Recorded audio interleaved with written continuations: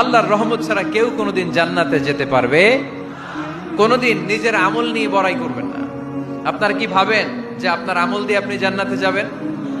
কার এরকম ভরসা আছে যে হুজুর আমি এত আমল করেছি, আমার আমলের বদৌলতে আমি জান্নাতে ঢুকবো? কে কে আছেন দেখি আল্লাহর ওলি? আছে এরকম কোন আল্লাহর ওলি? হ্যাঁ আছে? নাই।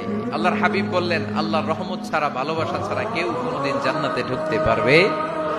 আম্মা জান আয়েশা বললেন ইয়া রাসূলুল্লাহ আপনিও না? আল্লাহর হাবিব বললেন না আমিও না, তবে আল্লাহর রহমত আর দয়া সেদিন আমাকে ঘিরে রাখবে।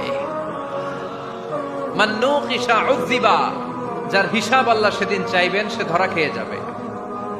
সব সময় আল্লাহর কাছে এই দোয়াটা যেন আমরা করি, আল্লাহ কিয়ামতের দিন তুমি আমার হিসাব নিও না, আল্লাহ তুমি আমার বিচার বসিও না, আল্লাহ তুমি দয়া করে আমারে মাফ করে দিও। আল্লাহ যার বিচার করবেন ও জাহান্নামে যাবে, আর যার বিচার করবেন না সে জান্নাতে যাবে।